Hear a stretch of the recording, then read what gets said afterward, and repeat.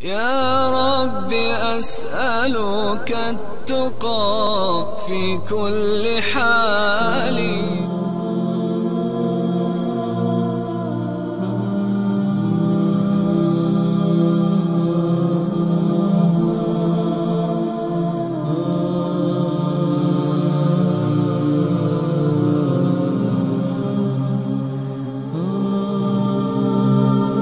السلام علیکم ورحمۃ اللہ وبرکاتہ۔ الحمد للہ وحدہ والصلاة والسلام علی من لا نبی بعدہ، اما بعد فاعوذ باللہ من الشیطان الرجیم، بسم اللہ الرحمن الرحیم۔ الذین ان مکناہم فی الارض اقاموا الصلاة وآتوا الزکاة وامروا بالمعروف ونہوا عن المنکر وللہ عاقبۃ الامور۔ وقال النبی صلی اللہ علیہ وسلم اذا اخذتم اذناب البقر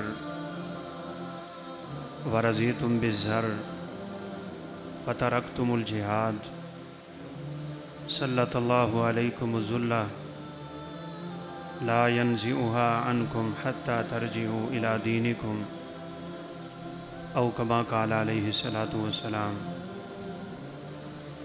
رب اشرح لی صدری ویسر لی امری واحلل عقدۃ من لسانی یفقہوا قولی۔ رب زدنی علما سبحانک لا علم لنا الا ما علمتنا انک انت العلیم الحکیم۔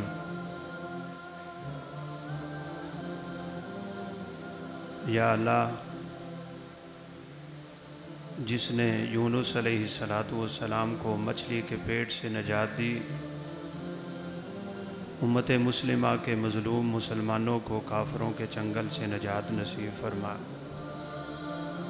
یا اللہ، ہمارے حالات پہ رحم فرما، مظلوم مسلمانوں کی مدد فرما۔ یا اللہ، ان کے شہیدوں کی شہادتوں کو قبول فرما، لواحقین کو صبر جمیل نصیب فرما، بیماروں کو شفاء کاملہ عاجلہ نصیب فرما۔ یا اللہ، ہمیں بھی اپنی ذمہ داریوں کو صحیح معنوں میں ادا کرنے کی توفیق دے۔ صحیح بخاری میں سیدنا انس رضی اللہ تعالیٰ عنہ کا واقعہ ہے کہ قبیلہ رعل، ذکوان، اسیہ اور لحیان، یہ عربوں کے بہت بڑے قبائل تھے۔ تو رسول اللہ صلی اللہ علیہ وسلم کی خدمت میں حاضر ہوئے، مکر و فریب سے کام لیتے ہوئے جھوٹا اور منافقانہ کلمہ پڑھا،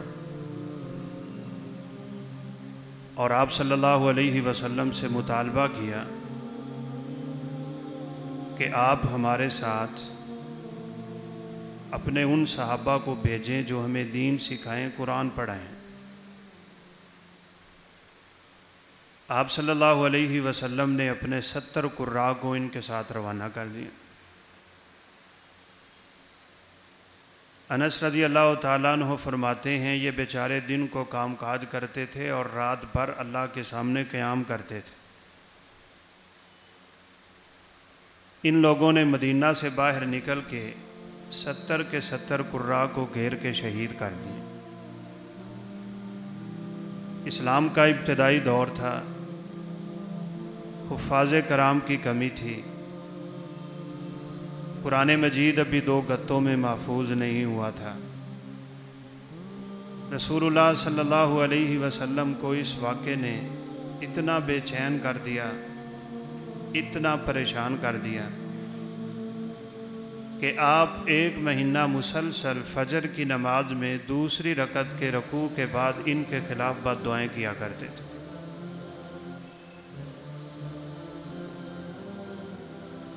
آپ کے افغانستان میں قندوز میں 101 سے زائد بچے کو ایک ہی امریکی حملے میں شہید کر دیا گیا، لیکن مسجدوں سے قنوت کی آواز ابھی تک نہیں آئی۔ جب ہم اجتماعی طور پہ اور مشترکہ طور پہ رسول اللہ صلی اللہ علیہ وسلم کی سنتوں کو بھلانا شروع ہو جائیں گے تو امت مسلمہ کا انجام یہی ہوگا۔ بہت سے اسباب، بہت سے حل علماء بیان بھی کرتے ہیں، لکھے لکھائے بھی جاتے ہیں، لیکن صحیح معنوں میں موجودہ حالات سے نکلنے کا صرف ایک حل ہے، اور وہ حل یہ ہے کہ امت مسلمہ کو پھر سے رب کے دین کی طرف واپس آنا چاہیے۔ اگر آپ ایک طائرانہ سی نظر ڈالیں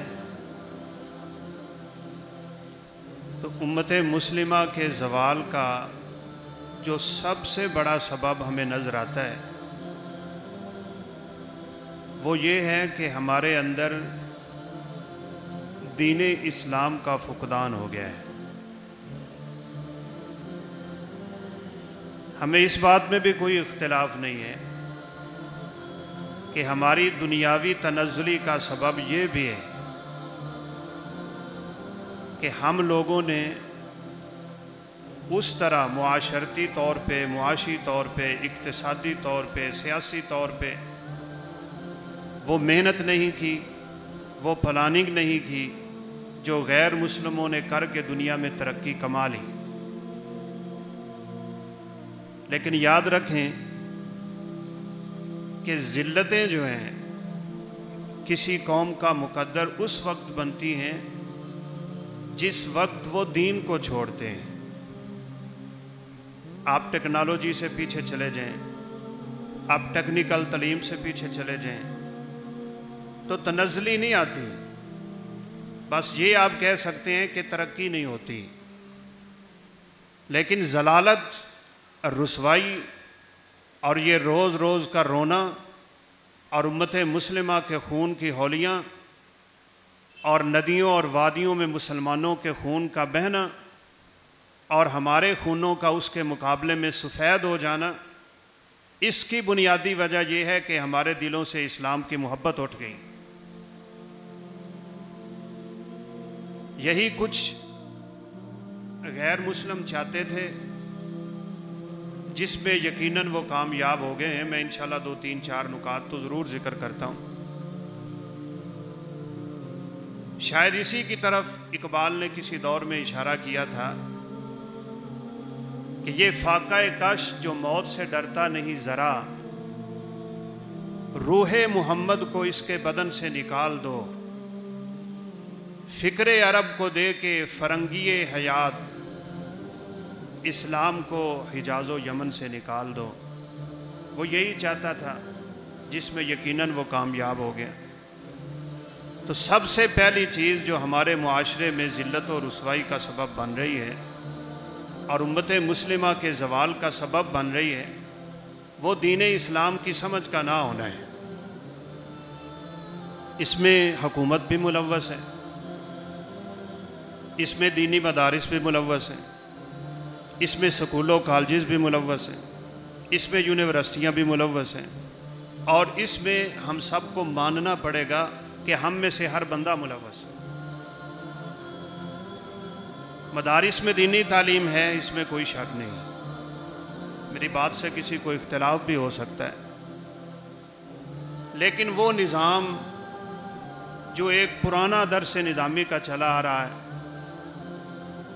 ہم اسی پہ اپنے مدارس کو برقرار رکھے ہوئے ہیں۔ اقتصادیات کی کوئی تعلیم نہیں، سیاسیات کی کوئی تعلیم نہیں، معاشیات کی تو کوئی تعلیم نہیں، اور دنیاوی تعلیم ہمارے مدارس میں بالکل نہ ہونے کے برابر ہے۔ ایک نظام ہے شاید جس کو اہل مدارس بدلنا نہیں چاہتے، ان کی ذمہ داری، اس کے مقابلے میں ہمارا نصاب تعلیم جو سکولوں، کالجوں اور یونیورسٹیوں کا ہے وہ تو اللہ حفیظ والامان والی بات، اس میں دین نام کی کوئی چیز ہی نہیں۔ وہاں کا طالب علم یونیورسٹی سے پڑھا ہوا، کالج سے نکلا ہوا، اعلیٰ ڈگری حاصل کرنے والا، وہ رب کعبہ کی قسم کلمہ توحید کی شرطوں کو نہیں جانتا، اسے لا الہ الا اللہ کے تقاضے نہیں آتے، اسے اس کا مفہوم نہیں آتا، اس کے معنی نہیں آتے، اسے شاید وہ قائد اعظم کے 14 نکات تو بڑے خوبصورت آتے ہوں گے، لیکن رسول اللہ صلی اللہ علیہ وسلم کی صلح حدیبیہ کی شرطوں کا اسے کوئی پتہ نہیں۔ قائد اعظم کی زندگی پہ وہ نوٹ لکھ سکتا ہے، وہ علامہ اقبال کے حالات لکھ سکتا ہے، وہ سر سید احمد خان کی زندگی کے بارے میں بہت کچھ جانتا ہے، اور پھر اس سے بڑھ کے آج کا وہ طفل مکتب وہ ان کریکٹروں کی، ان گلوکاروں کی، ان فنکاروں کی، ان دنیا داروں کی زندگیوں کو بڑی خوبصورت جانتا ہے، لیکن اس سے رسول اللہ صلی اللہ علیہ وسلم کا پورا نام پوچھ لیں اس کو نہیں آتا۔ ہمارے سیاستدانوں کو سورہ اخلاص نہیں آتی۔ سعودی عرب میں ہم تھے، جب یہ خبر ہم نے پڑھی کہ پاکستان کا بہت بڑا وزیر سورہ اخلاص پڑھنے سے کورا ہے، آپ خود بتائیں اللہ احکم الحاکمین ہمارے حالات پہ رحم کیسے کریں؟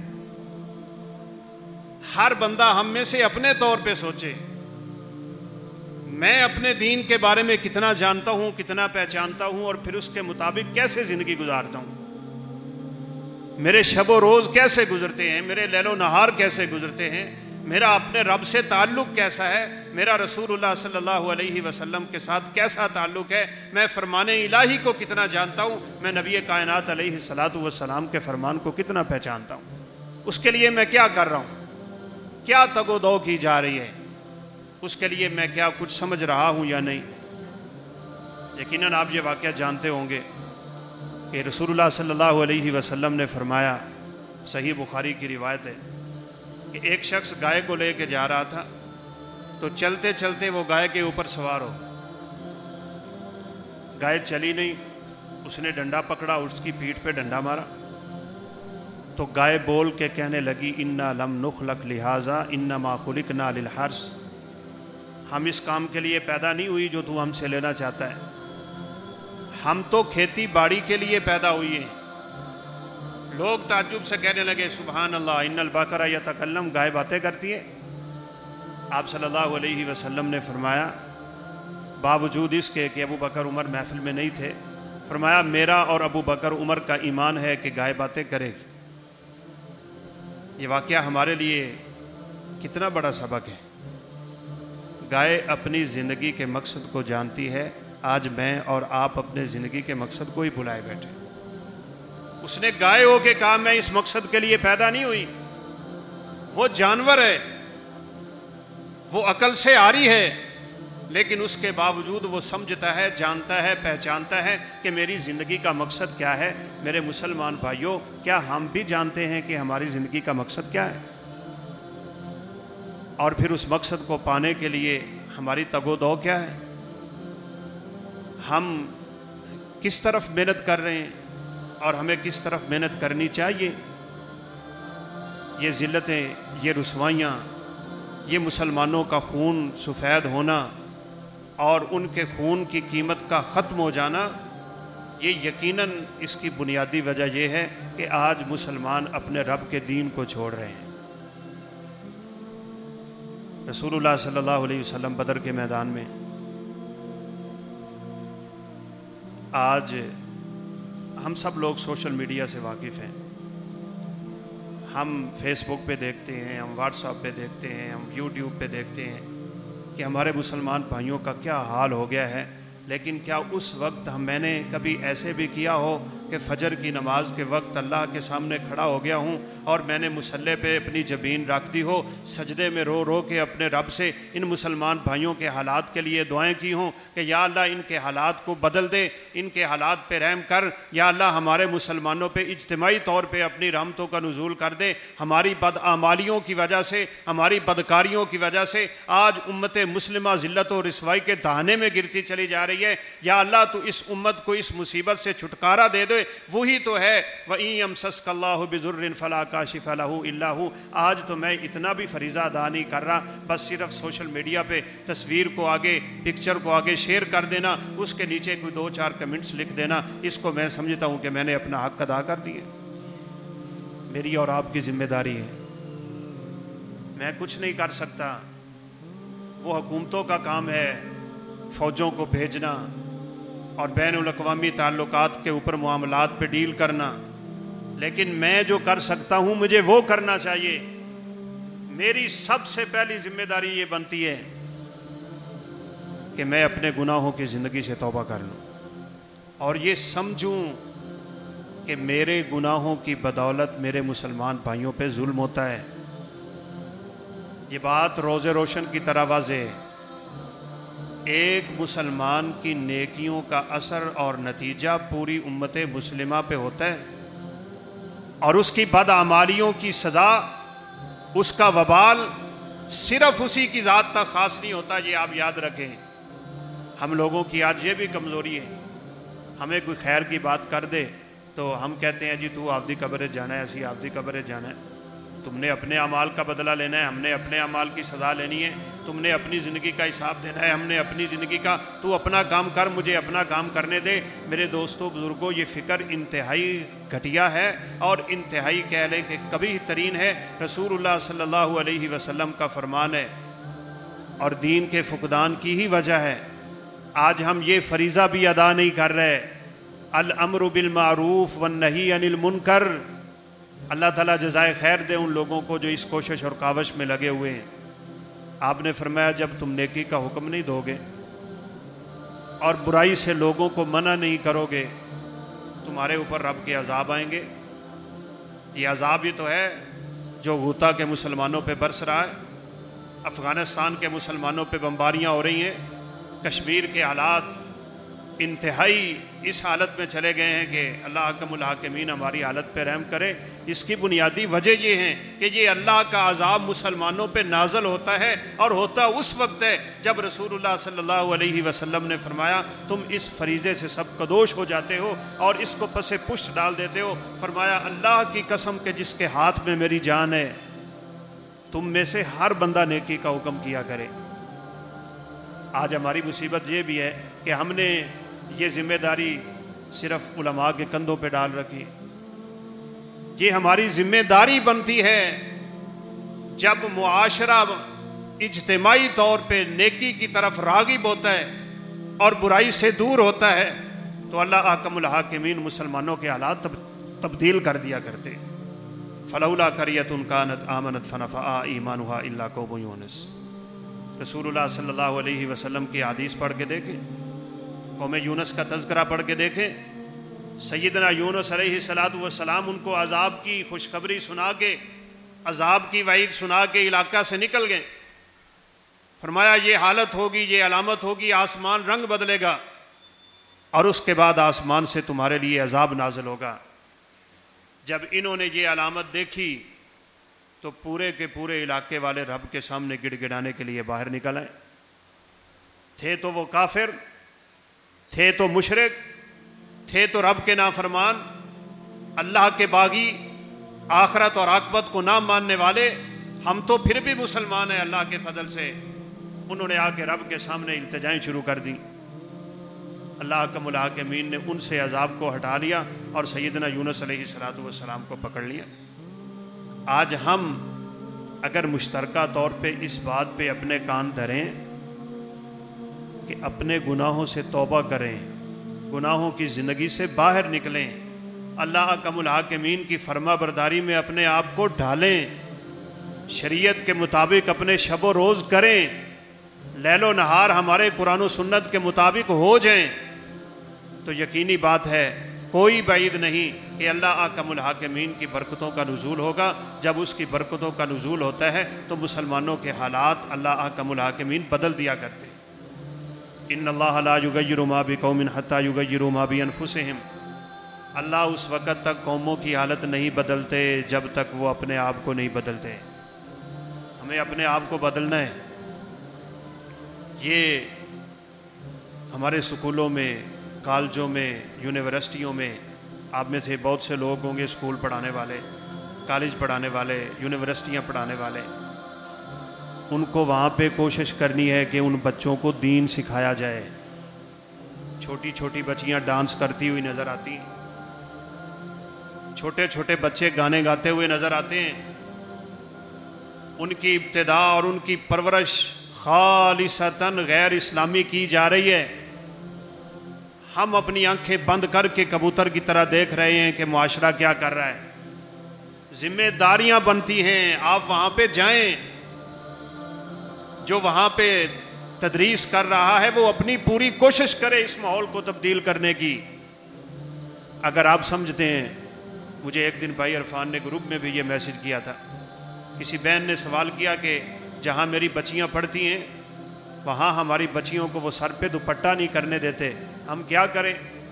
کرنا کیا ہے؟ اپنے بچوں کو وہاں سے نکال لیں۔ یہ میری اور آپ کی ذمہ داری ہے، یہ بچے امانت ہیں۔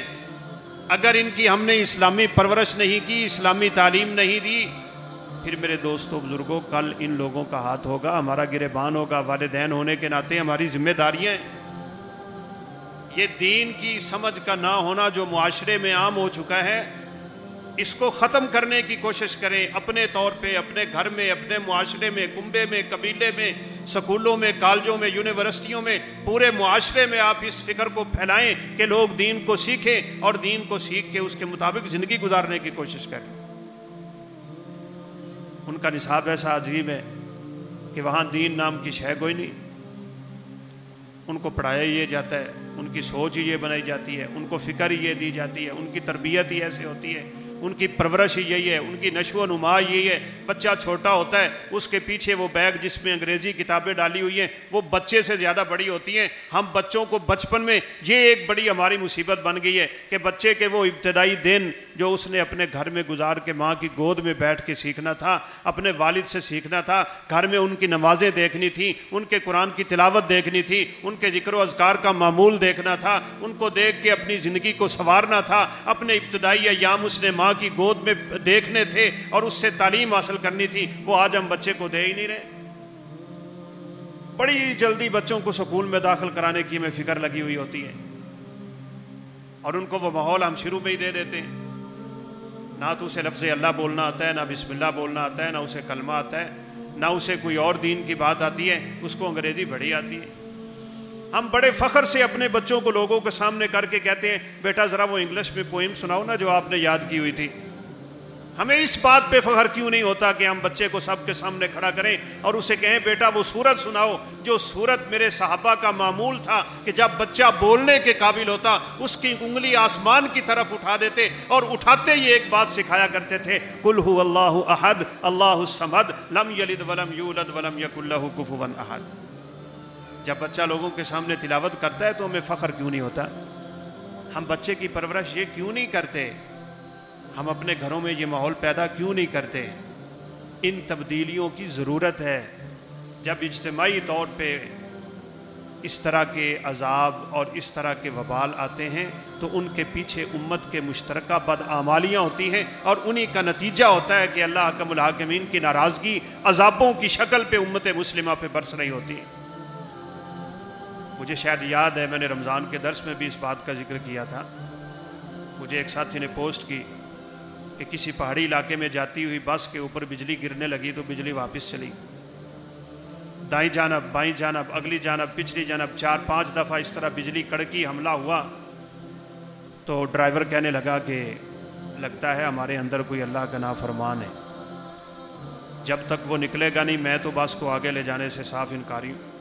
اس نے بس کھڑی کر دی، کہا ہم میں سے ہر بندہ ایک ایک کر کے نکلے، اس درخت کے سائے کے نیچے جائے، تھوڑی دیر کھڑا ہو، پھر واپس آ کے بس میں بیٹھے، تاکہ جس کا مسئلہ ہے اللہ اس کو خود نمٹا لے اور دوسرے لوگوں کو اس عذاب سے نجات مل جائے۔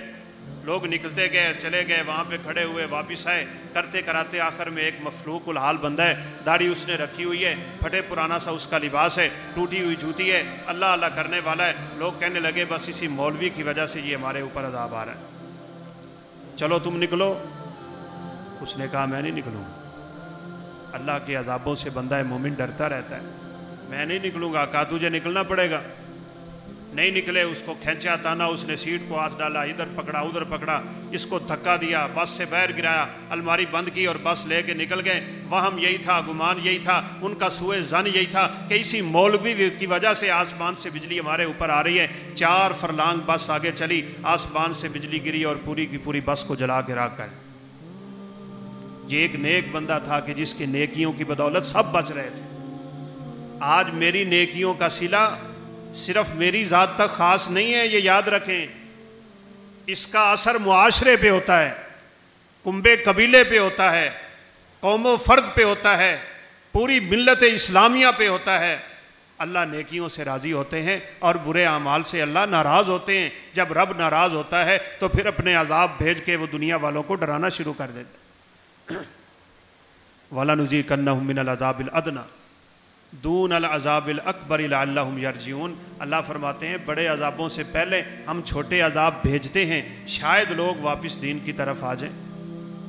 اور یہی حدیث مبارکہ میں نے ابتدا میں پڑھی۔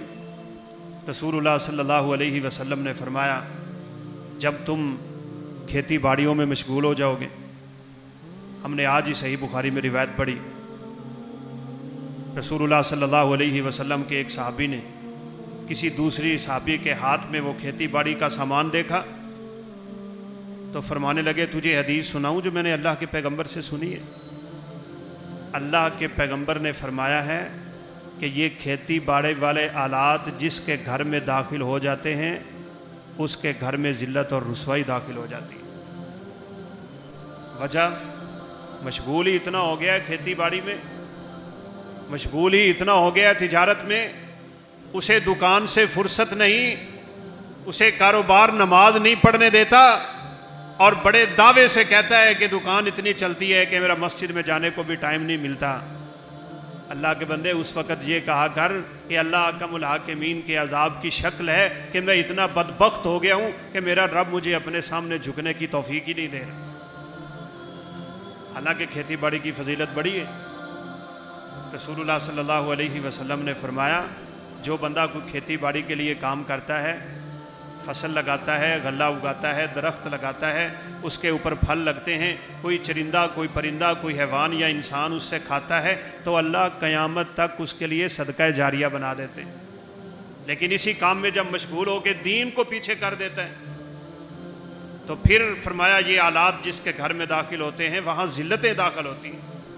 آپ صلی اللہ علیہ وسلم نے یہی فرمایا جب تجارتوں کو تم پکڑ لو گے، کھیتی باڑی پہ راضی ہو جاؤ گے، جانوروں کی دمیں تمہارے ہاتھ میں ہوں گی، ہر وقت ٹریکٹر کی چابی تمہارے ہاتھ میں ہے، دکان کی چابیوں کے علاوہ کوئی شے کوئی نہیں، گاڑی کی چابی گھماتا ہے، سیرے سپٹے کرتا ہے، کوئی نماز نہیں، روزہ نہیں، زکوٰۃ نہیں، حج نہیں، نیک اعمال کوئی نہیں، کوئی صدقہ نہیں، خیرات نہیں، کوئی ذکر نہیں، اذکار نہیں، امر بالمعروف نہیں، نہی عن المنکر نہیں، بد اعمالیوں کی زندگی میں پھنسا ہوا ہے، 70-80 سال کی عمر کو پہنچ کے بھی ابھی اس کے چہرے پہ داڑھی نہیں آئی، اس نے شلوار ٹخنوں سے اوپر نہیں اٹھائی، اپنی زبان پہ سچ کو جاری نہیں کیا، رشتہ داروں سے تعلق نہیں مضبوط کیا، ان سے رشتے توڑے ہوئے، ناطے توڑے ہوئے، ان سے بدعملیوں کی بدولت دور سے دور ہوتا چلا جا رہا ہے اور اتنی باتیں کرتا ہے کہ میں نے زندگی بھر ان کو اپنے دروازے پہ آنے نہیں دینا۔ جب ان اعمال میں امت پڑ جائے گی تو میرے دوستوں بزرگوں پھر بتاؤ اللہ احکم الحاکمین ہمارے اوپر اپنی رحمت کیسے کریں؟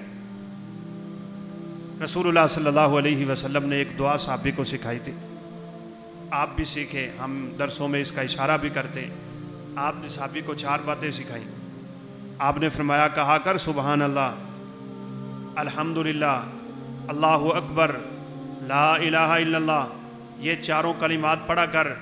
کیا ہوگا؟ فرمایا جب تو کہے گا سبحان اللہ تو مت سمجھ کہ یہ تیری صرف زبان کا کلمہ ہے، اللہ احکم الحاکمین عرش معلیٰ پہ کہتے ہیں سادہ کا عبدی، وہ دیکھو میرا بندہ کتنے سچے کلمے بول رہا ہے، اللہ تیرے اس کلمے کا جواب دیتے ہیں۔ پھر تو الحمدللہ کہتا ہے، اللہ اکبر کہتا ہے، لا الہ الا اللہ کہتا ہے، تیرے ہر کلمے کا اللہ جواب دیتے چلے جاتے ہیں۔ فرمایا جب تو ان چاروں کلمات سے فارغ ہو پھر تو 3 کلمے اور بولا کر، اللہم اغفر لی، اللہم ارحمنی، اللہم ارزقنی۔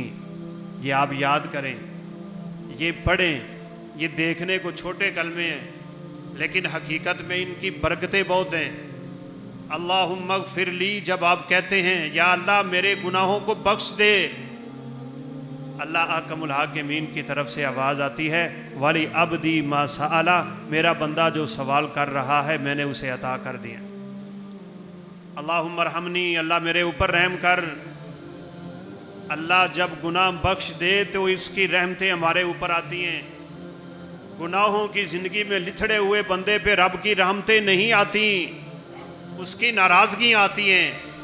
آج امت پہ رب کی رحمت اس لیے نہیں آ رہی کہ مشترکہ طور پہ گناہوں کی زندگی میں ہم مبتلا ہو چکے ہیں۔ اللہم اغفر لی، اللہ بخش دے، اللہم ارحمنی، یا اللہ میرے اوپر رحم کر۔ اور آگے آپ نے سکھایا اللہم ارزقنی، یا اللہ مجھے رزق دے۔ جب اللہ معاف کرتا ہے، اپنی رحمتیں نازل کرتا ہے تو پھر رزق کے دروازے بھی کھول دیتا ہے۔ انسان گناہ کرے تو رزق میں بے برکتی آتی ہے، اس کی رحمتیں اٹھ جائیں تو بے برکتیاں آتی ہیں۔ یہ مت سمجھنا کہ کسی کے بینک بیلنس میں پیسہ پڑا ہے تو اس کی زندگی میں برکت بھی بڑھی ہے۔ کسی نے بڑی خوبصورت بات کی ہے کہ ہم لوگوں کی یہ کمزوریاں ہیں کہ ہم سکون اور آرام کو ایک چیز سمجھ بیٹھتے ہیں، حالانکہ ایسا نہیں ہے۔ آرام بدن کو ہوتا ہے، سکون روح کو ہوتا ہے۔ بدن کا آرام تو آپ دنیا کے پیسے سے خرید سکتے ہیں، لیکن روح کا سکون اللہ احکم الحاکمین کے علاوہ کوئی عطا نہیں کر سکتا۔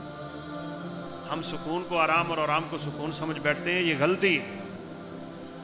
آرام کا تعلق ہمارے بدن سے ہے، سکون کا تعلق ہماری روح سے ہے، اس کا تعلق ہارڈ ویئر سے، روح کا سافٹ ویئر سے۔ ہم جب دنیا داروں کو دیکھتے ہیں نرم گرم بستر تو سمجھتے ہیں سکون بڑا ہے، نہ۔ آپ رسول اللہ صلی اللہ علیہ وسلم کی زندگی کا مطالعہ کر کے دیکھیں، آپ نے زندگی میں کبھی آرام نہیں کیا، سوتے ہی نہیں تھے، رات بھر قیام ہوتا تھا، پاؤں آپ کے سوج گئے تھے، اللہ کے سامنے کھڑے ہو کے پاؤں سے خون نکل رہا تھا۔ کسی نے پوچھا اللہ کے پیغمبر آپ تو مغفور ہیں، آپ تو بخشے بخشائے ہیں، پھر بھی اتنی عبادتیں کرتے ہیں؟ آپ صلی اللہ علیہ وسلم نے فرمایا افلا اکون عبدا شکورا، کیا میں اپنے رب کا شکر گزار بندہ نہ بن جاؤں؟ اگر ہم سکون چاہتے ہیں نا کہ اللہ کی طرف سے ہمارے اوپر سکون آئے، اس کی رحمتیں آئیں، اس کی برکتیں آئیں، پھر میرے دوستو زندگی ہمیں اپنی تبدیل کر کے نیکیوں کی طرف لانی پڑے گی، ہمیں اپنے آپ کو بدلنا پڑے گا۔ تو بہرحال سب سے پہلا سبب جو امت مسلمہ کے زوال کا ہے وہ اسلام سے دوری ہے۔ اس کا حل یہ ہے قرآن و سنت کی طرف واپس پلٹ آؤ۔ ہماری ذمہ داری یہ ہے ہم قرآن و حدیث کی طرف واپس آئیں۔ میں یہاں اس سٹیج سے یہ آپ کو پیغام دوں گا، آپ میں بڑے علماء بیٹھے ہوں گے، بڑے خطباء ہوں گے، بڑے واعظ ہوں گے، عوام الناس بھی ہیں۔ فرقہ واریت کی لعنت سے اپنے آپ کو بچا لو، اللہ کی قسم یہ اس وقت امت مسلمہ کی جڑیں کاٹ رہی۔ آج ہمارے سٹیجوں سے بریلوی، سنی، وہابی، شیعہ کا اختلاف ختم نہیں ہو رہا۔ یہی اختلاف تو ہوتا ہے جو امت کے زوال کا بہت بڑا سبب بن جاتا ہے۔ رسول اللہ صلی اللہ علیہ وسلم تشریف فرما تھے، ایک صحابی نے دوسرے صحابی کی قرات سنی قرآن مجید کی دوسرے الفاظ میں، چونکہ اللہ تعالیٰ نے قرآن مجید کو 7 قراتوں میں نازل کیا، تو وہ ناراض ہو گئے، پکڑ کے آپ کی خدمت میں لے آئے، کہا اس نے وہ قرات کی ہے جو آپ نے مجھے پڑھائی نہیں۔ اختلاف کر رہے تھے، رسول اللہ صلی اللہ علیہ وسلم کا چہرہ غصے سے لال ہو گیا، فرمایا اسی اختلاف کی وجہ سے پہلی امتیں برباد ہوئی ہیں۔ یہی تنازع، یہی اختلاف، یہی شدت پسندی، یہ کفر کے فتوے، یہ تکفیر کے فتوے، یہ دوسروں کو دائرہ اسلام سے خارج کرنے والی باتیں، اس کے پیچھے نماز نہیں ہوتی، وہ سارے گستاخ ہیں، وہ سارے بدعتی ہیں، وہ سارے مشرک ہیں، یہی باتیں تو امت مسلمہ کا اس وقت بیڑا غرق کیے جا رہی ہیں۔ اس وقت تو اتفاق و اتحاد کی بڑی ضرورت ہے۔ اس وقت میرا ملک ان باتوں کا ذرا بھر متحمل نہیں، رب کعبہ کی قسم۔ نکال دو ان باتوں کو، لوگوں کو عقیدے درست نہیں ہیں، تم بات کرتے ہو کہ فروعی مسائل چھیڑ کے نعوذ باللہ من ذالکا، ٹھیک ہے ان باتوں کی اپنی اہمیت اور وقت ہے، لیکن اس وقت سب سے بڑی ضرورت یہ ہے کہ امت مسلمہ میں اتفاق و اتحاد کی صورتیں پیدا کی جائیں۔ اور وہ صورت کیسے پیدا ہو سکتی ہے؟ اس کا ایک حل ہے، بس صرف ایک حل ہے۔ جاؤ دنیا جہان کی کتابیں پڑھ لو، اگر کوئی دوسرا حل مل جائے۔ وہ رسول اللہ صلی اللہ علیہ وسلم خود بتا کے گئے ہیں۔ آپ نے اپنی آخری عمر کے آخری دنوں اور آخری لمحوں میں بتا دیا، فرمایا ترکت فیکم امرین لن تضلوا ما تمسکتم بہما، دو چیزیں تمہیں دے کے جا رہا ہوں، جب انہیں مضبوطی سے تھام لوگے کبھی گمراہ نہیں ہوگے، یہ تفرقہ بازی ختم ہو جائے گی، تم ایک سٹیج پہ جمع ہو جاؤ گے۔ وہ دو چیزیں کون سی ہیں؟ ایک اللہ کی کتاب ہے اور دوسری رسول اللہ صلی اللہ علیہ وسلم کی سنت ہے۔ آج کرنے کو تو باتیں بڑی ہیں، ہم میں سے کتنے لوگ ہیں جو سنت سے پیار کرتے ہیں؟ کتنے لوگ ہیں جو سنت کو اور رسول اللہ صلی اللہ علیہ وسلم کے فرامین کو اپنے تمام قول و فعل اور کردار و گفتار پہ مقدم سمجھتے ہوں؟ کوئی حال نہیں رہ گیا ہمارا۔ مسلمان ہے چہرے پہ داڑھی نہیں، مسلمان ہے شلوار ٹخنوں سے نیچے، یعنی سنتوں کو اپنانا تو دور کی بات ہے، ہم حرام کاموں میں اتنا پڑ گئے ہیں کہ سنت کا دور دور تک ہمیں خیال نہیں رہ گیا۔ میں آپ کو ایک چھوٹا سا واقعہ سناتا ہوں۔ رسول اللہ صلی اللہ علیہ وسلم کے پاس ایک عورت آ گئی اور آگے کہنے لگی، اللہ کے پیغمبر میرے باپ بیمار ہیں، میرے گھر کے 2 پورشن ہیں، وہ نیچے ہیں، میں اوپر ہوں، میرے خاوند جہاد کے لیے یا غزوے کے لیے یا دور دراز کے سفر کے لیے نکلے ہیں، اور مجھے یہ پیغام دیا ہے کہ میں ان کی اجازت کے بغیر اپنے گھر سے باہر رات نہیں گزار سکتی، آپ اگر اجازت دے دیں، میرے والد انتہائی بیمار ہیں، بہت زیادہ بیماری میں مبتلا ہیں، میں ان کے پاس جا کے رات گزار لوں۔ فرمایا بیٹی اگر تیرے خاوند نے کہا تھا تو پھر تجھے رات اپنے گھر میں ہی گزارنی چاہیے۔ آج کتنی میری مائیں بہنیں بیٹیاں ہیں جو اپنے خاوندوں کے حقوق کا خیال رکھتی، کتنے خاوند ہیں جو اپنی بیویوں کے حقوق کا خیال رکھتے ہیں۔ ہماری اجتماعی حالت دیکھیں، اولاد والدین کے حقوق سے بری ہوگی، والدین اپنے اولاد کے حقوق سے بری، ہم ہمسائے کے حقوق نہیں سمجھتے، شاگرد استاد کے حقوق نہیں سمجھ رہا، استاد اپنے شاگردوں کے حقوق نہیں سمجھ رہے، ہم امت مسلمہ کے حقوق نہیں سمجھ رہے۔ ان چیزوں کی ضرورت ہے، ان کی طرف واپس آئیے، دین کا مطالعہ کیجئے، دین ہم سے کیا چاہتا ہے، دیکھیے پھر کیسے اللہ احکم الحاکمین ہمارے حالات تبدیل کرتے ہیں۔ جب آپ نے فرمایا کہ بیٹی تم رات ادھر ہی گزارو، میں بھی تجھے یہی کہوں گا اپنے خاوند کی نافرمانی نہ کر۔ رات کو باپ کے سسکنے کی آوازیں آتی رہیں، اس کے رونے کی آواز آتی رہی، اس کے تڑپنے کی آواز آتی رہی، بیٹی تھی رات بھر جاگتی رہی، نیند کیسے آ سکتی تھی؟ رات اسی طرح گزاری، فجر طلوع ہوئی، جلدی سے باپ کے پاس گئی، دیکھا تو باپ اللہ کو پیارا ہو گیا۔ قلق ہے، اضطراب ہے، بے چینی ہے، بڑا غم ہے، دکھ ہے، رنج ہے دل میں، کاش میرے باپ کا سر ہوتا، میری گود ہوتی، میری آنکھیں ہوتی، اس کا چہرہ ہوتا، میں دیدار کرتی، اسے کلمہ پڑھاتی، میرا باپ تھا کیسے تڑپ تڑپ کے فوت ہوا ہوگا، لیکن میں نے اپنے پیغمبر کی بات کو مانا ہے۔ ابھی ان تخیلات میں بیٹھی تھی، رسول اللہ صلی اللہ علیہ وسلم تشریف لائے، فرمایا بیٹی مجھے بڑی اچھی طرح علم ہے تیری رات کیسے کٹی ہوگی، تیرے باپ کا منظر اور عالم کیا ہوگا، تم دونوں نے کیسے رات گزاری ہوگی، لیکن تجھے یہ سن کے خوش ہو جانا چاہیے، تیرے اوپر رات گزارنے کی وجہ سے اللہ نے تیرے باپ کو معاف کر کے جنت کا داخلہ دے دیا۔ سنت رسول میں سب کچھ ہے، دین میں سب کچھ ہے، عقل میں نہیں، فلسفے میں نہیں، اپنی توہم پرستی میں نہیں، ہر چیز کو اللہ کے نبی کی بات کے سامنے قربان کر دو اگر چاہتے ہو امت مسلمہ کے حالات تبدیل ہو جائیں۔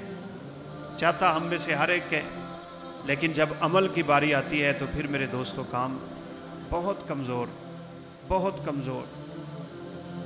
میں نے تو ایک سکھ کی بات سنی، سن کے شرم آتی ہے۔ وہ کسی مسلمان کو پتہ کیا کہہ رہا تھا؟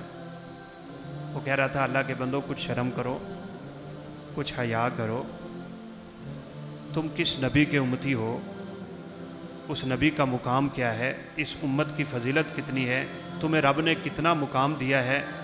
کہنے لگا کہ ہم اپنے گرو کے کہنے پہ، جو نہ نبی ہے نہ رسول ہے، نہ وہ کوئی ایسا ہے کہ جس کو رب نے اختیار کر دیا ہو، ایک گرو کے کہنے پہ اپنے زیر ناف بال تک نہیں مڑواتے اور تم اپنے نبی کے روکنے کے باوجود داڑیاں مڑوا دیتے ہو.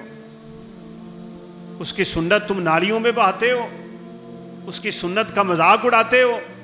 اور یہی تو اللہ کے بندو میرے پیغمبر نے فرمایا تھا کہ جب تم میری سنتوں کو چھوڑ دو گے تو ذلتیں تمہارا مقدر بن جائیں گی. فرمایا کتبت الذلۃ والہوان علی من خالف سنتی, ذلت اور رسوائی اس قوم کا مقدر ہے جو قوم میری سنت کو چھوڑ دیتی ہے. آج دیکھ لیں کیا حال ہے. تو سب سے بنیادی چیز یہ ہے کہ ہم سمجھیں ہماری بدعمالیاں, ہماری دین سے دوری, ہمارا دین کو نہ سمجھنا, قرآن نہ پڑھنا, قرآن کو نہ سمجھنا, اس کا ترجمہ تفسیر بالکل نہیں پڑھنا, اور اس طرح کی زندگی گزارتے ہوئے ہمیں یہ پورا یقین ہونا چاہیے کہ ہماری بدعمالیوں کا نتیجہ ہے کہ آج امت مسلمہ کو مولی گاجر کی طرح کاٹا جا رہا ہے. یہ حالات تبدیل ہو سکتے ہیں لیکن اسی طرح ہوں. بدر کا مقام تھا, رسول اللہ صلی اللہ علیہ وسلم کی ذات تھی, آپ کے کندھے سے چادر گر رہی ہے, آپ رب کے سامنے روتے روتے گڑ گڑاتے نیچے گر رہے تھے, اور اتنی آوازیں اللہ اپنے رب سے آپ التجائیں کر رہے تھے. آپ کی آواز میں ایسا درد تھا, ایسا سوز تھا, ایسا انداز تھا کہ سیدنا ابو بکر صدیق کو کہنا پڑا اللہ کے پیغمبر بس کریں, اتنا زیادہ نہ کریں, انشاءاللہ اللہ آپ کو ذلیل نہیں کرتا, کل فتح اور کامرانی کامیابی آپ کا مقدر بن جائیں گے. ہم کتنا مانگتے ہیں اپنے رب سے, ہم کتنا روتے ہیں اپنے رب کے سامنے. ہمارے آنکھوں رب کعبہ, ہمارے تو آنسو اللہ کی قسم خشک ہو گئے, دل سخت ہو گئے, آنکھوں سے آنسو نہیں آتا. ان کے حالات دیکھ کے ہمارے دلوں میں کتنا رحم آتا ہے, کتنی دعائیں اٹھتی ہیں. ان چیزوں کی ضرورت ہے میرے دوستوں. اور پھر اس کے بعد بڑے اسباب ہیں. دوسرا اہم سبب جو ہم سمجھتے ہیں وہ یہود و ہنوز اور عیسائیوں کی وہ سازشیں ہیں جو امت مسلمہ میں بے حیائی کے فروغ کے لیے وہ استعمال کر رہے ہیں. اس کو سمجھو. یہ انٹرنیٹ کیا ہے, یہ میرے اور آپ کے ہاتھ میں موبائل کا غلط استعمال کیا ہے, یہ ہمیں دین سے اتنا دور کیے جا رہا ہے کہ آپ دیکھ لیں آج ہمارے معاشرے کا کیا حال ہوگا. یہ دور کی نہیں, یہ آج سے 10 سال پہلے کی بات ہے. بس 10 سال کے اندر ہمارے ملک میں اتنی تبدیلی آ گئی ہے اسی انٹرنیٹ کی وجہ سے. اپنے بچوں کے ہاتھوں سے ان موبائلوں کو چھین لو اگر چاہتے ہو کہ ہماری آنے والی نسل برباد نہ ہو. پورا زور ہے, پورا حملہ ہے کہ آنے والے وقت میں پاکستان اور اہل پاکستان سے اسلام کو چھین لیا جائے. اس کو سمجھو, اس ذمہ داری کو ادا کرو. یہ ہماری ذمہ داریاں بنتی ہیں کہ اپنے آپ کو اس فتنے سے باہر نکالو. جن لوگوں نے آپ کے ہاتھوں میں موبائل دے دیا ہے انہی کے ملکوں میں 15 سے 17 سال کے بچے پہ پابندی ہے کہ وہ انٹرنیٹ یوز نہیں کر سکتا. آج تیرا میرا بچہ بولنے کے قابل نہیں ہے اور وہ ٹچ موبائل کا پورا ماہر ہے. آج اسی انٹرنیٹ نے میری بہن کے سر سے دوپٹہ اتار دیا, میرے دل سے میرے والدین کی قدر کو اٹھا لیا, مجھے ہی اپنوں سے دور کر کے دین اسلام سے دور کرتا چلا جا رہا ہے. اور ہم دین سے دور ہوتے چلے جا رہے ہیں, لیکن سمجھ نہیں رہے کہ یہ فتنہ امت مسلمہ کے لیے زہر قاتل کی شکل اختیار کر رہا ہے. مسند احمد کی ایک روایت ہے, رسول اللہ صلی اللہ علیہ وسلم جا رہے تھے, سامنے سے ایک عورت کا گزر ہوا جس کے بدن پہ خوشبو لگی ہوئی آپ تک پہنچ گئی. آپ صلی اللہ علیہ وسلم نے اس کو ایسے الفاظ کے ساتھ پکارا تھا, فرمایا یا امت الجبار, او عذابوں والے رب کی بندی, تجھے پتہ نہیں کہ تو یہ کیا کر کے آ رہی ہے, کدھر جا رہی ہو؟ کہا اللہ کے پیغمبر مسجد جا رہی ہوں. آپ نے فرمایا ایسی عورت کی تو اللہ نماز ہی قبول نہیں کرتے, تو کدھر جا رہی ہے خوشبو لگا کے؟ آج کیا حال ہے ہماری بہنوں کا, ہماری بیٹیوں کا, امت مسلمہ کی بیٹی کا کیا حال ہے؟ دوپٹے گلے میں ڈال کے, زرق برق لباس پہن کے پوشیدہ, اور نعوذ باللہ ایسی تنگ شرٹیں اور ایسی ان کی چال چلن اور ٹھمک ٹھمک کی آوازیں. امت مسلمہ اس فتنے میں اس قدر مبتلا ہو گئی کہ نظر کی حفاظت کرنا بھی مشکل ہوگی. ہاں یہاں میری اور آپ کی ذمہ داری ہے، امت مسلمہ کے حالات پہ رحم چاہتے ہو، اس ذمہ داری کو ادا کرو، جاؤ پورے قرآن کا مطالعہ کر لو، کہیں قرآن نے یہ نہیں کہا کہ برائی نہ کیا کرو، بلکہ قرآن کی آواز یہ ہے اس کے قریب نہ جایا کرو، ان ذرائع کو ختم کرو کہ جن کی ذرائع کی وجہ سے انسان برائی میں مبتلا ہوتا ہے۔ غض بصر ہے، اپنی آنکھ کی حفاظت کرو، عورتیں اپنی آنکھوں کی حفاظت کریں، یدنین علیہن من جلابیبہن، اپنے سروں سے پیروں تک چادریں پھینکیں۔ آج لوگ کہتے ہیں جی پردہ دل کا ہوتا ہے، اللہ کے بندو اگر پردہ دل کا ہوتا ہے تو ازواج مطہرات نے یہ چادریں کیوں پہنی تھیں؟ نعوذ باللہ ان کا دل کوئی برا تھا؟ وہ نبی کی بیویاں ہو کے چادریں پہن کے نکلتی ہیں، اور یہ آج اس پرفتن دور میں چہرے کھلے رکھ کے، اور پھر اس سے زیادہ فتنہ اور ظلم یہ کہ تنگ لباس پہن کے آج امت مسلمہ کی بیٹی جب اس ملک پاکستان میں چل رہی ہوتی ہے، وہ کیا جانتی ہے اور کیا پہچانتی ہے کہ غوطہ کے مسلمانوں کا ہمارے اوپر حق کیا ہے، اور ان کے اوپر جو حالات گزر رہے ہیں اس کے بارے میں میری ذمہ داری کیا ہے؟ وہ تو کسی دیندار کی بات سننے کے لیے تیار نہیں ہے۔ اس کے ذہن میں تو یہ ڈال دیا گیا ہے کہ یہ مولوی، یہ مسجد، یہ ملا، یہ مدرسہ، یہ دین کی تعلیم، یہ اسلام، مسلمان، اہل اسلام، یہ ترقی میں سب سے بڑے رکاوٹ ہیں۔ اس ذمہ داری کو سمجھو، اپنی بیٹیوں کی خالصتاً دینی تعلیم پہ مبنی پرورش کرو، ذمہ داری ہے۔ اور ہاں اس ذمہ داری کو بھی سمجھ لو، اپنے بچوں کی شادیاں کرنے لگو تو ایسی عورت کا انتخاب کرنا جو دیندار ہو۔ ایسے نہ ہو کہ تم دنیا دار کی تلاش میں ہو، حسن والی ہے، عقل والی ہے، پیسے والی ہے، جاہ و جلال والی ہے، حسب نسب والی ہے، لینڈ لارڈ ہے، ڈاکٹر ہے، پی ایچ ڈی ہے، اس کے پاس بڑی اعلیٰ ڈگریاں ہیں، پیسہ اچھا ہے، اس کے پاس یہ سب کچھ ہے، لیکن دین نہیں ہے، اور رب کعبہ کی قسم اپنے گھر کا بیڑا بھی غرق کرو گے، امت مسلمہ کا بیڑا بھی غرق ہوگا۔ رسول اللہ صلی اللہ علیہ وسلم نے اسی کی طرف تو اشارہ کیا تھا۔ آپ صلی اللہ علیہ وسلم نے فرمایا عورت کو 4 چیزیں دیکھ کے انسان اختیار کرتا ہے، لمالہا ولی جمالہا ولی حسبہا ولی دینہا فاظفر بذات الدین تربت یداک۔ کچھ مال دیکھتے ہیں، کچھ حسن دیکھتے ہیں، کچھ اس کا حسب نسب اور خاندان دیکھتے ہیں، کچھ لوگ دین دیکھتے ہیں۔ فرمایا دین والی عورتوں کو ترجیح دو۔ ہماری مائیں بہنیں بیٹیاں سمجھیں، رسول اللہ صلی اللہ علیہ وسلم نے فرمایا تھا مجھے اپنی امت پہ سب سے بڑے جس فتنے کا ڈر ہے وہ عورتوں کا فتنہ ہے۔ ان کو کوئی ایسی نوکری نہ کرنے دو جو مردوں کے شانہ بشانہ کھڑی کرتی ہو۔ بڑی سوچی سمجھی سازش ہے، پورے سکول میں ایک استانی، باقی سارا عملہ مردوں کا، اور ادھر ٹیچروں کے عملے میں ایک مرد۔ یہ کیا ہو رہا ہے؟ یہ آپ کے ملک کو تبدیل کرنے کی سازشیں ہو رہی ہیں۔ چھڑواؤ اپنی بیٹی کو ایسے سکول سے۔ اور یہ ذمہ داری بھی سمجھیں،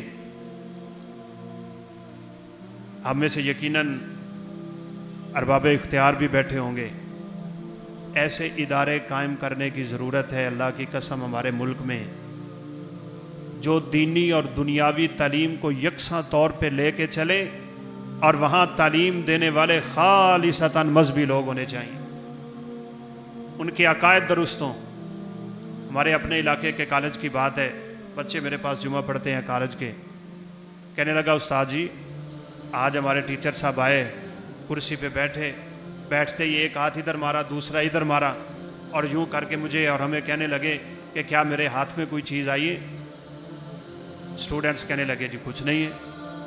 تو وہ کہنے لگا جی مولوی جو بکواس کرتے ہیں کہ ادھر فرشتے بیٹھے ہیں، وہ فرشتے کدھر؟ یہ آپ کے کالجوں کی تعلیم ہے، یہ سکولوں کی تعلیم ہے، اس طرح بچوں کی پرورش ہو رہی ہے؟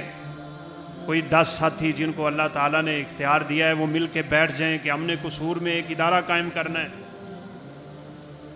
اس میں پڑھانے والے پی ایچ ڈی ہوں، اسلامک لوگ ہوں، سکول کی تعلیم بھی چلتی ہو، دین کی تعلیم بھی چلتی ہو۔ آپ ایسے سکولوں کو اختیار کریں جہاں اسلامی تعلیم ہے۔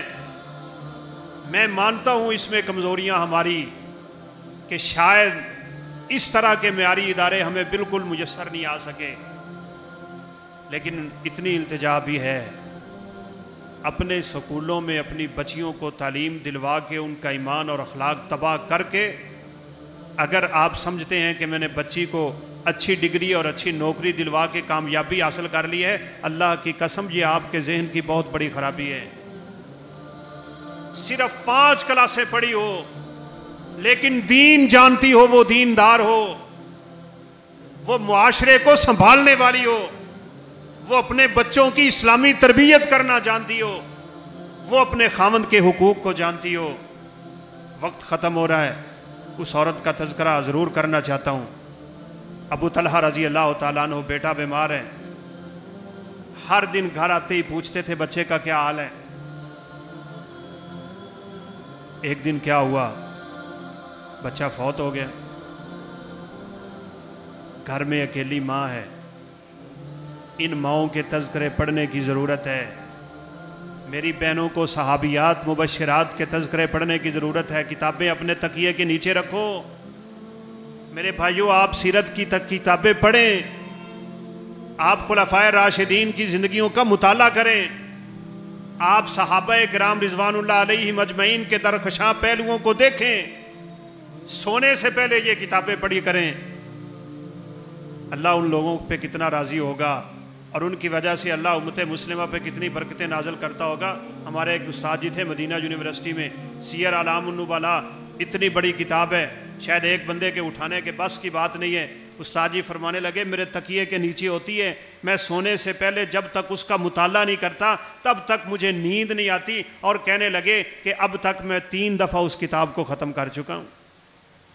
آج میرا مسلمان بھائی سونے سے پہلے موبائل دیکھتا ہے، آخری نظریں اس کی فیس بک پہ ٹکی ہوئی ہوتی ہیں، اور انہی مسلمانوں کے حالات پہ وہ کلک بھی کر رہا ہے، شیئر بھی کر رہا ہے، جن پہ آج نعوذ باللہ من ذالک ظلم و ستم کے بازار گرم ہیں، اور صرف اس کو پڑھ کے پوسٹ کر کے چپ کر کے سو جاتا ہے۔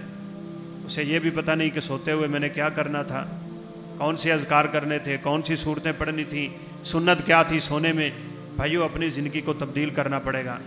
اب یہ ماں ہے، ممتا ہے، ایک بچہ ہے، خود نہلایا، اس کو کفن دیا، گھر کے کونے میں لٹایا، اوپر کپڑا رکھا، صرف ایک وجہ تھی کہ جب خامد آ کے سوال کرے گا، اگر آتے ہی اسے پتہ چلا کہ بیٹا تو فوت ہو گئے، اس کے ذہن پہ کیسا گزرے گا، اس کو دھچکا لگے گا، اس کو افسوس ہوگا، وہ غم لاحق ہوگا۔ میں اپنے خامد کو گھر میں داخل ہوتے ہوئے غم نہیں دینا چاہتی۔ یہ دیندار عورت ہے۔ دینداروں کے حالات اس طرح ہوتے ہیں۔ داخل ہوئے، مہمان ساتھ تھے، پوچھا بچے کا کیا حال ہے، جواب دینے لگی کہ بچہ اب آرام میں ہے۔ انہوں نے سمجھا اللہ نے صحت دے دی۔ مہمانوں کو کھانا کھلایا، رات کا وقت تھا، بیوی کے ساتھ رات گزاری، میاں بیوی والے تعلق قائم کیے، اور اس کے بعد جب سکون کی حالت میں ہوئے تو فرمانے لگیں کہ آپ سے ایک بات کرنا تھی، یہ بتائیں کہ اگر کوئی شخص امانت دیتا ہے تو اس کی امانت واپس کرنی چاہیے یا نہیں؟ کہا امانت تو واپس کرنی چاہیے۔ کہا اللہ نے جو ہمیں امانت دے دی تھی وہ واپس لے لیے۔ پریشان ہو گئے، میرا بیٹا فوت ہو گیا، گھر میں میت تھی، میں نے میاں بیوی والے تعلق قائم کر لیے۔ صبح رسول اللہ صلی اللہ علیہ وسلم کی خدمت میں حاضر ہوئے۔ اللہ کے پیغمبر، رات کو میرے ساتھ تو یہ واقعہ ہو گئے، میری بیوی نے بتایا نہیں، لیکن اس اللہ کی بندی نے کیوں نہیں بتایا؟ میرا خاوند پریشان نہ ہو۔ کیسا صبر کیا ہے اس نے، کیسے اپنے خاوند کے حقوق کا خیال رکھا ہے اس نے، کہاں سے پی ایچ ڈی کی، کہاں سے سائنس پڑھی، کہاں سے ٹیکنالوجی پڑھی، اس نے کون سے جغرافیے کے مسائل حل کیے ہوئے تھے۔ وہ اللہ کی بندی صرف ایک بات جانتی تھی، اللہ کے فرمان کو اور نبی صلی اللہ علیہ وسلم کے فرمان کو۔ وہ قرآن و سنت کا جاننے والی ہے۔ آپ صلی اللہ علیہ وسلم نے فرمایا مجھے علم ہو گیا ہے، فرشتے نے خبر دے دی ہوگی، وہی نازل ہو گئی ہوگی۔ فرمایا اللہ تمہاری اس رات میں برکت رکھے گا۔ اس عورت نے بڑا صبر والا کام کیا ہے۔ امام بخاری رحمۃ اللہ علیہ لکھتے ہیں اللہ تعالیٰ نے ان کو 9 بیٹے دیے تھے، 9 کے 9 حافظ قرآن تھے۔ آج اپنی بچیوں کو کون سی تعلیم دلوا رہے ہو؟ اسلامی تعلیم دلواؤ۔ یہ دوسرا بڑا فتنہ جو ہمارے معاشرے میں بے حیائی کی شکل میں ابھر پڑا ہے نا، اس کو ختم کرنے کی سرتوڑ کوششیں کرو۔ اپنے بچوں کے ہاتھوں میں موبائل نہیں ہونا چاہیے، یہ میری بات یاد رکھیں۔ یہ کارٹون آپ سمجھتے ہیں کارٹون کچھ بھی نہیں ہے، ان کارٹونوں کے اندر آپ کے بچے کے لیے ایسا خطرناک پیغام ہوتا ہے کہ آپ کے تصور سے باہر۔ یہ دین سے دوری، یہ والدین سے دوریاں، ان سے سوچوں کو ہٹانا، اور بچوں کو صرف اس موبائل اور انٹرنیٹ کے ساتھ لگانا یہ بہت بڑا فتنہ اور حملہ ہے۔ آپ صلی اللہ علیہ وسلم انہی باتوں کی طرف اشارہ کر گئے۔ آپ نے فرمایا ایک فتنہ دامہ آئے گا، ایسا کالا سیاہ فتنہ جس سے کوئی گھر بچ نہیں پائے گا۔ وہ آج میرے دوستو ہمارے سامنے ہمارے امت کے مشترکہ مسائل میں اس میں بھی کوئی شک نہیں ہے کہ ہماری بین الاقوامی پالیسیاں بہت کمزور ہیں، لیکن اس میں ہماری ذمہ داری کیا ہو سکتی ہے؟ ہماری ذمہ داری ایک ہے کہ یہ کرنے کے کام تو حکمرانوں کے ہیں، یہ ذمہ داریاں تو ان کی ہیں، لیکن ہم ان حکمرانوں کے لیے دعائیں کیا کریں۔ رسول اللہ صلی اللہ علیہ وسلم نے فرمایا قرب قیامت ایسے حکمران آئیں گے، اپنے حقوق تم سے زبردستی لیں گے، تمہارے حقوق ادا نہیں کریں گے۔ صحابہ فرمانے لگے اللہ کے پیغمبر ہم ان کے خلاف جہاد نہ کریں، ان کے خلاف تلوار لے کے نہ نکلیں؟